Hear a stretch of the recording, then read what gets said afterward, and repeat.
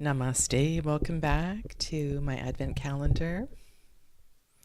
It's wonderful to have you here, and I do really appreciate all of your comments. The past few days, I talked a little bit about ancestors and connection with ancestors, and today I have selected a deck that connects me to one or many of my ancient lives, and that is the tarot of Japanese poetry. Somehow, in this season, connecting to our loved ones, present, recently deceased, understanding connections and building traditions and connections through time, through the fabric of time. We have this real gift in tarot with so many decks available to us.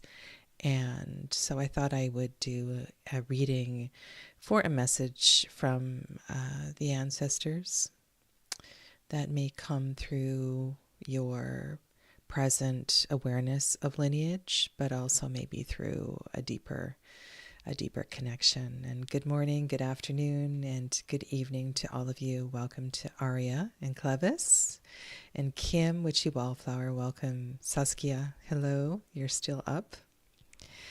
And yes, today is the second Sunday of Advent. So welcome. And if you are lighting a candle for Advent, that was one of my favorite things, actually. I have worn many hats over the years, and I was connected through the United Church of Canada, and as my children were growing up, I did teach Sunday school, and Advent and the teachings and the Sunday around Advent were always a favorite. Yeah. So thank you for that reminder, Clevis. And welcome to Sarah Noon. Lovely to have you here. And Tina, welcome to you. Good evening to Sweden. All right, so let's do this.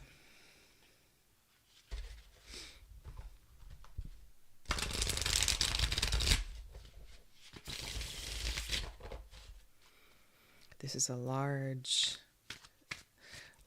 mittful of cards. You are in Saskatoon. I didn't know that. My sister lives there. One of my sisters. Yeah.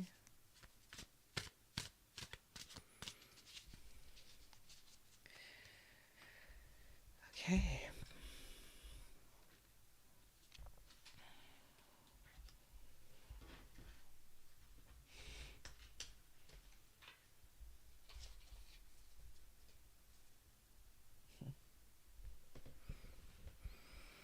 Kind of an appropriate card.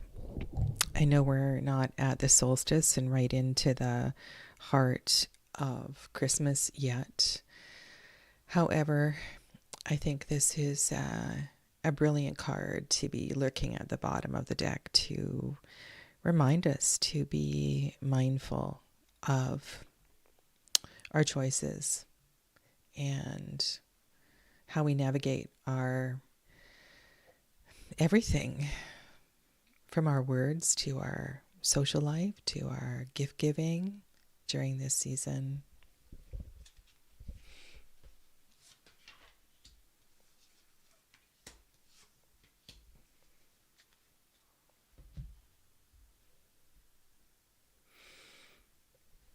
When I look at this card, the first words that came to my mind were, go slowly. Go slowly. And I want to zoom in on this gorgeous artwork for you. And if you don't have this book, I will show you the guidebook, because the guidebook has slightly larger pictures, borderless pictures.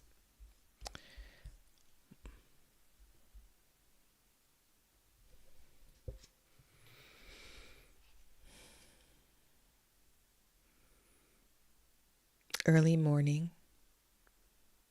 I see early morning, rising sun.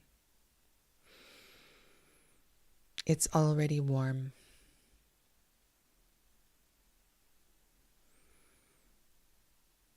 This reminds me actually of my own summer's early risings to go paddleboarding, and the stillness and the peace and the connection with the water, and often little surprises along the water. Okay, so I'm going to read you the poem for this card.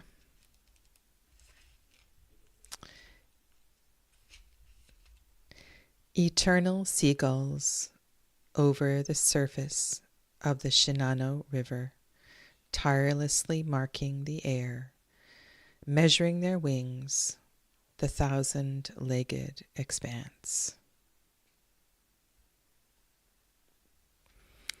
The keywords for this card are new beginnings, growth, and a spark of passion. So this will be the Ace of Fire. And I'm just going to go to the chart for this deck just so before I turn over the other cards. So yeah, summer is fire, and autumn is pentacles, and spring is cups, and winter is swords. This really fits into the theme of some of the things that have come up in other readings. And the moon is still waxing. We are in Sag season, and yet there has been a message of, indeed, let's grow and expand and go forth and create beautiful intentions. And yet, let's take this step by step and really enjoy the process.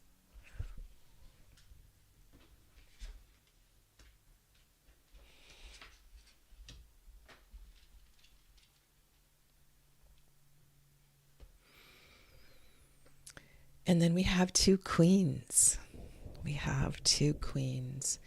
And both of these queens are in their environment. They are of their environment. Being, I get a sense of being in all of these cards. So how could you be inspired by these three cards to choose something a little more, to tread a little more lightly, to really be in your environment today? And I know I'm at pretty much everybody watching is later in the day than I am. And so I think you could also take these messages as inspiration for your tomorrow, or if you still are out and about in your day. They really make me feel inspired. And as the Queen of Autumn, who is the Queen of Pentacles, she's really appreciating the richness and the beauty of the land. And I get that feeling from all of these cards, that they honor the place they inhabit. And so if we take this message as one of a message from our deep inner knowing of past lives and connections through ancestry and DNA, remember that we have karmas that come through the land. Not only is the idea of, welcome Shonda, namaste. Not only do we have karmas that come through our issues and the patterns that we are working with, but we also have karmas that come through family as well as the land. There is just the thing called geographical karma. And so how can we each honor and learn from the environment that we inhabit at this time? And is there something that you could do to honor that before you say goodnight to this day?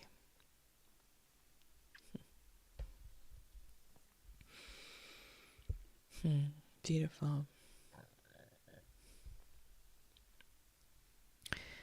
I have been reviewing my favorite things from last year, and this is inspired by Tina. And Tina said she was going through all the old videos, so I am reviewing my favorite things. I am reviewing the tarot tips, and I am going to create a document and rather extended video, putting together maybe the best of my tarot tips. And it's been really fun actually to go through the old videos. So my favorite things today that I want to share with you is poetry. And when poetry and tarot come together, there's something really beautiful that happens. The way that I love to be in tarot is energetically. There is an aesthetic, there is a feeling, there is a sound. And when the deck creator comes in through the intention of poetry, it's all the more luscious and beautiful. And this deck is a collection of not just haiku, but other Japanese poetry. I said I was going to show you the guidebook. So you get these beautiful, borderless, larger paintings than in the than on the cards. And the many of the Japanese emperors wrote poetry, and they were highly educated, and they used the poetry as a way to also influence, I think, and educate the people. And they were really very inspiring, very inspiring. So this is one deck that it calms me in a way, and it feels almost integrating. That when the cadence of the poetry and the sound and because there's a frequency to sound, and that's not just about bells and singing bowls, but also in the cadence of language, the beauty of voice, the beauty of words.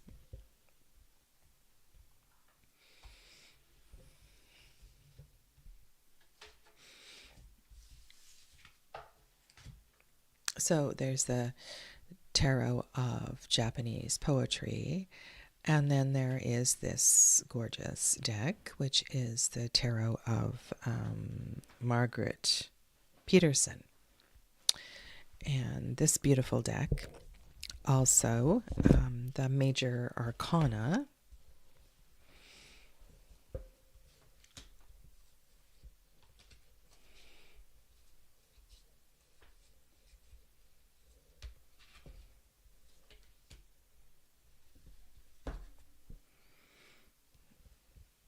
each have a poem to accompany them. Okay, and good morning to Esther, or good evening to Esther as well, to Netetsi. Maybe, Esther, you can let us know what your channel name refers to. Netesti. And how to say it correctly. That would be lovely. Okay, so I'm going to read you the poem for the World card, and this is from Margaret Peterson. Circling at the far end, fragile patterns of life dissolve in the flickering light, internal rhythm of slow-moving waves breaking against the heavens. Bound to no order, filled with the spirit of the wind, a figure appears, unveiled, dancing, into the center, to the point, the last sign before nothingness. Circling at the far end, fragile patterns of life dissolve into the flickering light. Internal rhythms of slow-moving waves breaking against the heavens. Bound to no order, filled with the spirit of the wind, a figure appears, unveiled, dancing into the center, to the point, the last sign before nothingness.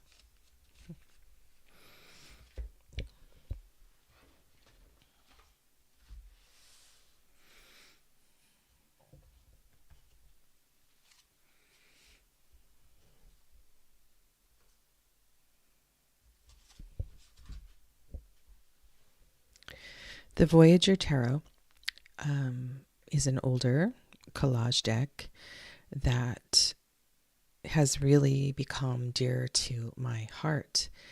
And I have been sharing the book of poetry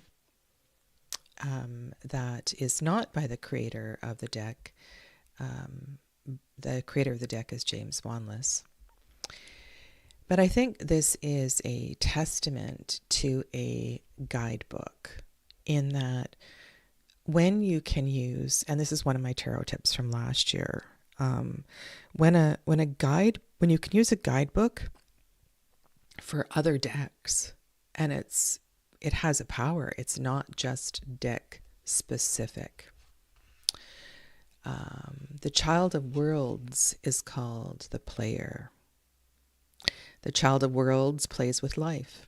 In fluid joy, she skates its perils, fearless as a balloon dancing the clouds, or swinging in a tube over treacherous waters, in blind attention to wind hissing over dangerous adults wisely avoid. Player is learning the transits of growth, as kittens play with wool as prey, or initiation rites of passage, like halo to return senses lost, in video reality grown into. If the player card picks you, relax and return to unknown bravery. Be the chill dude, the cool and cool as fresh snow. Do it, just do it, as unplanned celebration of living. The energy of the Child of Worlds card is jubilant and brave, ignorantly wise and fresh, unhindered by jaded knowing of can't. Yeah, so this truly is one of my favorite things, and the Voyager Tarot Companion really is a stand-alone book. Are there other decks that are inspired by poetry? Well, certainly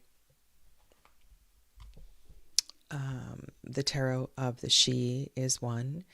And I think the poetry really helps this. Now, the poetry is, I believe, for the minor arcana in this one. So in the Margaret Peterson, the poetry is for the majors, and there's poetry in the minor arcana for this particular deck. And I find that this is a great deck when a querent is wanting to go deep. And sometimes poetry can really help to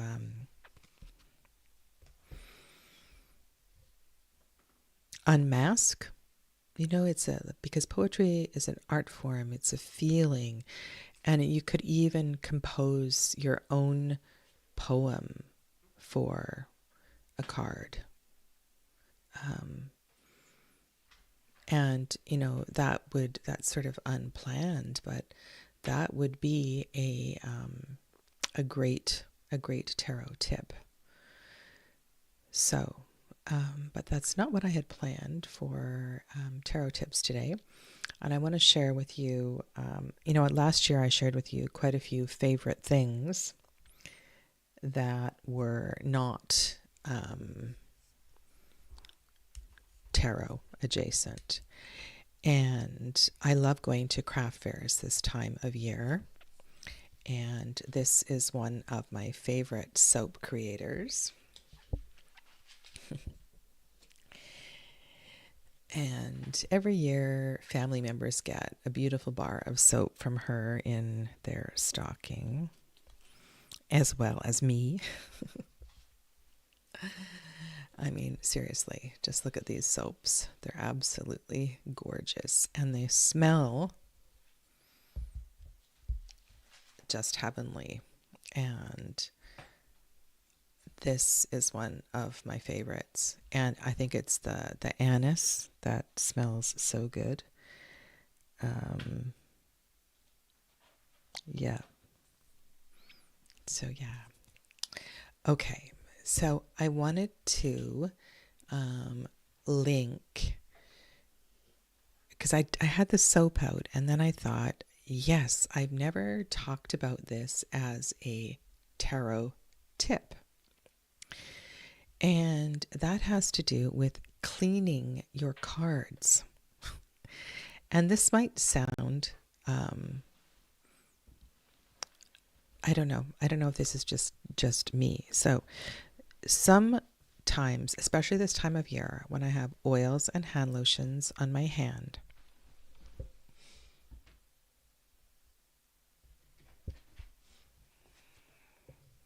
you know, I have best laid intentions of doing this a couple hours before I touch my cards, making sure I, wipe the excess off. But if you have a deck that has glossy cards, you're going to leave your fingerprints and smudges all over the cards.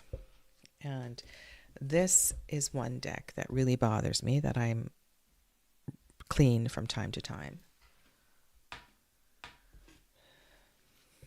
And the other one is the Marielle, which is the same kind of cardstock. And right, so the backs of the cards are shiny. And you can see my dirty hands all over these cards. And I have to say that these kinds of decks, I would never let a client shuffle, because it's bad enough that my own stuff gets all over these cards.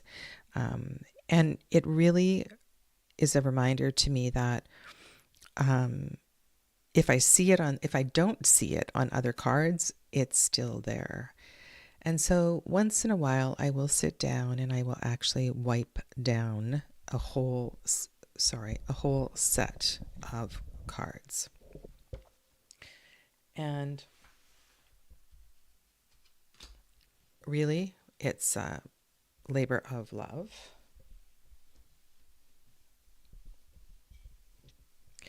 And so I do try to just use a microfiber cloth. However, if you do have glossy cardstock and it's not porous, right? So if you have some sort of laminate on the cardstock, then you can use a cleaner. And sometimes I use one of my vinegar spray bottles, but honestly, I don't know if you have this product in what the countries that you're in, but this is an ammonia product, and it's used for cleaning windows. If you had your own window cleaner, the natural product that you make yourself to cut the grease on the windows, anything is going to work. But a microfiber cloth works really well. I'm just going to wipe that really dirty Marielle card and just see if it comes off on the cloth.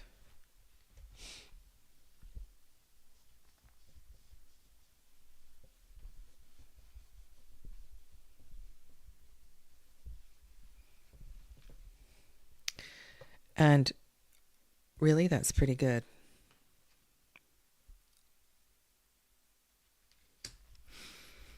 And if you are, I'll give you another tip here. If you have edged a deck and the ink, depending what you're using, the ink or the Sharpie or the marker that you're using to color the edge,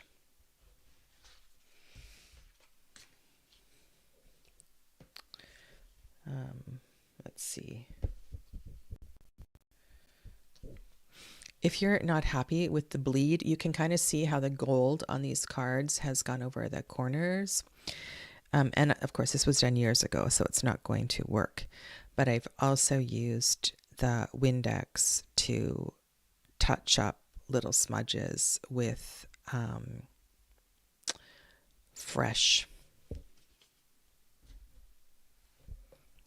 touch up decks that I have recently edged with a little bit of window cleaner, and the ink comes off.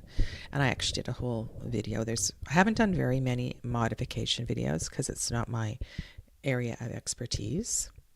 Yeah. Okay. All right, so I'm going to go back to comments before I leave you for today. So let's go back here.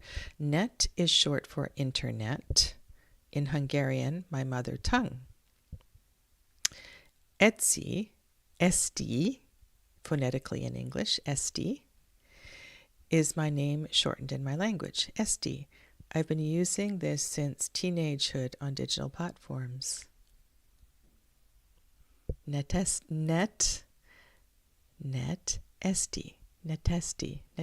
Okay, thank you. I really appreciate that. Sadhana, you do know what I am going to say, but still, if you cook your Druidcraft deck, the smudges won't be visible. Yes. I haven't. I would seriously need to set a weekend aside to do that, and I will rewatch your plan. So, Esther, seriously, Miss Amelia, this channel here that you're looking at has videos on cooking a deck. And she actually puts her cards into boiling water with various things to create an aged effect on the deck. And it's so interesting to watch. Okay, and Amelia also says, I use baby wipes for cleaning my cards. I get gesso on my cards occasionally. Yeah, so there you go. That's a wrap for today, and I will see you tomorrow. Remember, I'll be back tomorrow early morning before I head out to work. So Monday to Friday, 6 a.m. And next weekend won't be noon. I have to go earlier next Saturday. So if you have subscribed to the channel and you've hit the notification, then you'll be able to see, and it's already up there on my channel page. So it will be a little bit earlier on Saturday next weekend, and then Sunday will be at noon. That's the plan anyway. So thank you all so much, and have a lovely rest of your day. Namaste.